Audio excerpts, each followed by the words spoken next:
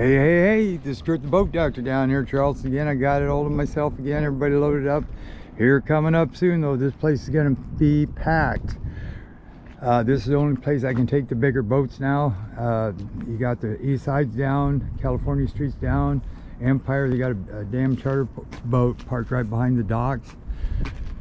So it depends on the wind and tide conditions. It makes it a little difficult for these bigger ones. They just don't have the room to even spin it around. Anyway, down here, this beautiful boat. It's actually very clean. It has like an average of 241 hours on it. Like they split between like 130, 140, or 240. I think it was 235 and 241. So just an average. So what they did is when they went out tuna fishing, they ran on one motor. Then they next time out they ran on the other one. But it really doesn't make no difference. It all averages out anyway. I guess on the maintenance. But 10 hours ain't gonna make that much difference anyway. But anyway, very clean. Forward leaning windshield, 3 wipers, independent wiper switch over on the port side. Now these boats here, I remember first ones out, I think we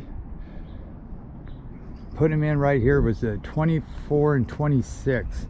26 had 150s, 24s had 115s. The very first ones, they were called Wellcraft.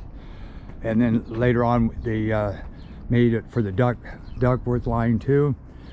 So Duckworth, Wellcraft, basically same boats. When they went to the Duckworth, they just put a little bit more frills, kind of like a Silverado versus an LT, or a Denali versus Sierra.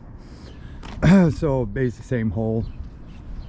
So it was just to give it to dealers that didn't sell Wellcraft but sold Duckworth. This way they could sell one of these. So now basically the Duckworths are just a little bit frillier, and you get into this caliber, you might as well get the Duckworth.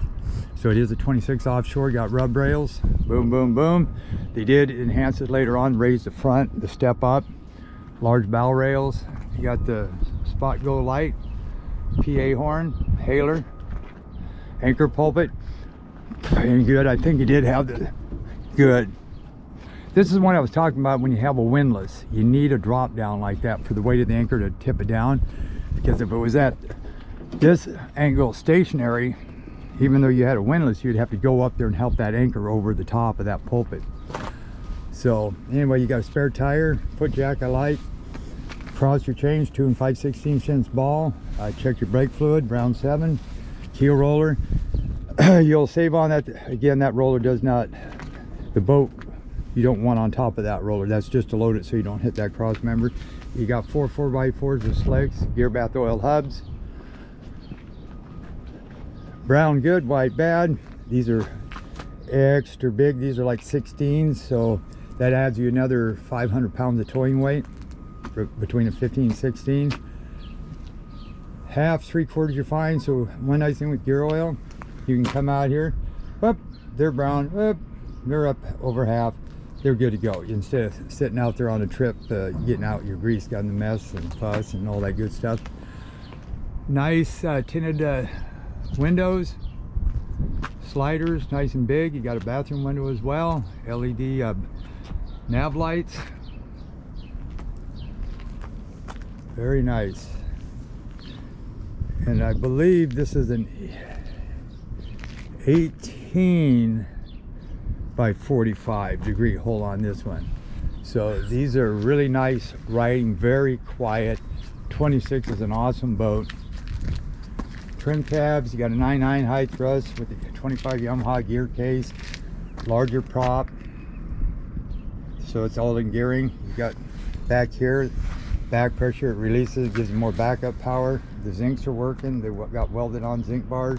They make better contact, so they work a little bit better. The ping pong self bailers, which is good. It looks like he's got 2 active 3-in-1s.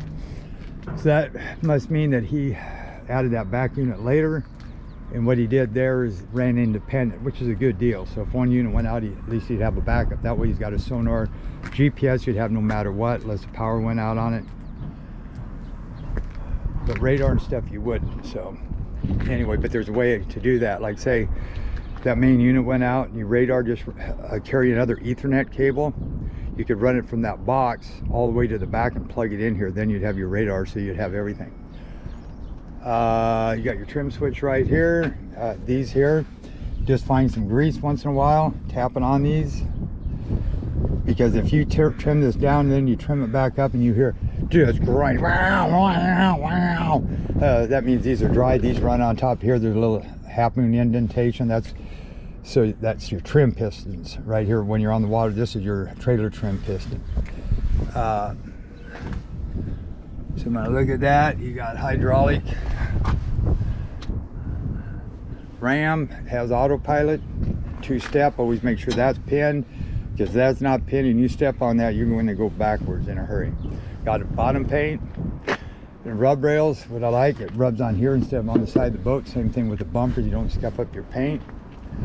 So that's a good deal. Cleats where they belong. You got your runoff here for water coming, you'll shoot it on out. 703 control box for the kicker. You got rear deck steering in this boat. Nice reverse down all the way up. This part here goes all the way up, so that shoots the water and keeps it this way instead of shooting up on top. You got that big reverse, small, larger. It gives it more stability. That's your exhaust vent for your heater. That's for your vent. Then you've got,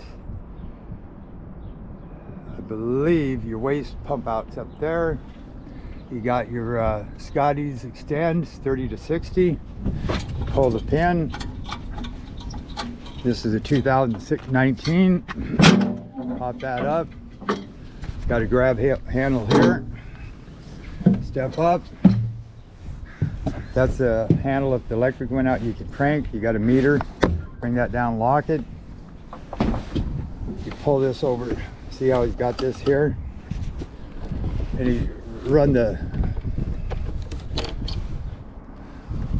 good line, the filament line.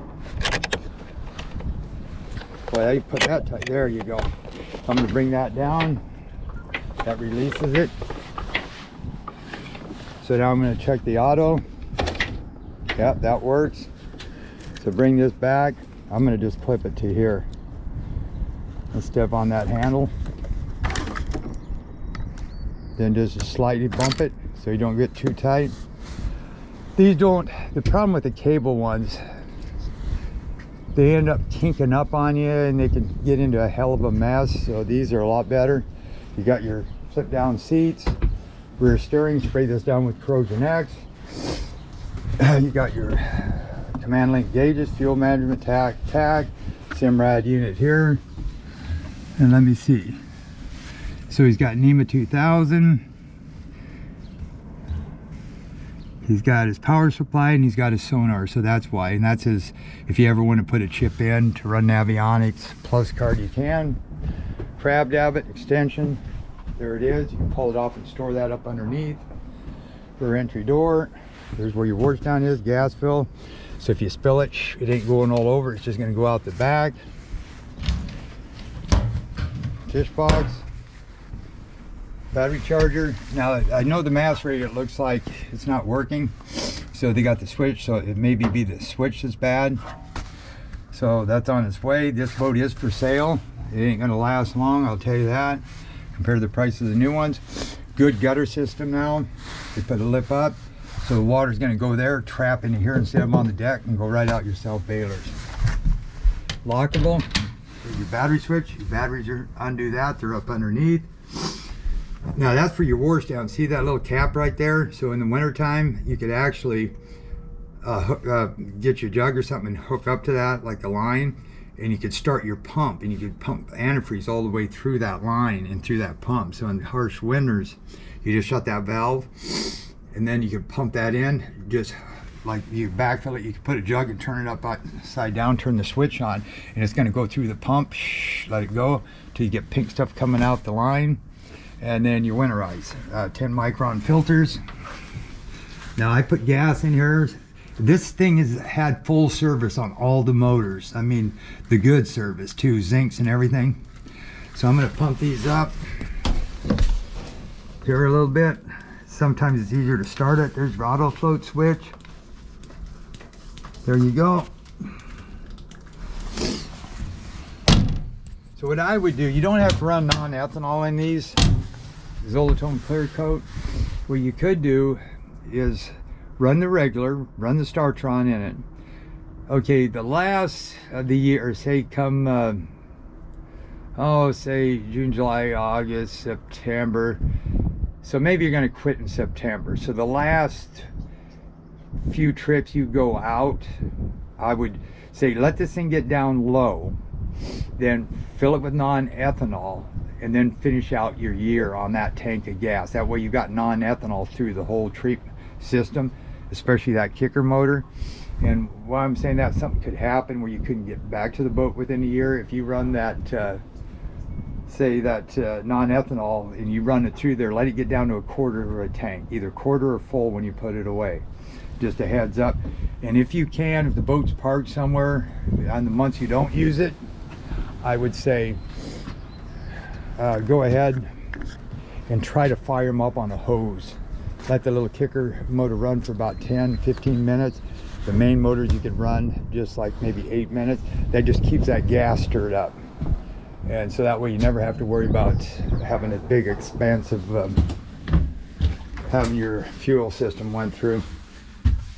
One thing I wish they would have did, I know they like privacy and all, but they should have put a window in here and a window here. Reason being, if you're the driver, I guess you could use the rear deck, but then you got blind side here for visibility, because that's all dead blind spots right there. Lights work. It's got autopilot, VHF. Looks like a 12-inch Simrad, probably an Evo 3 or Evo 2. You got your Yamaha 6 CL7 gauge.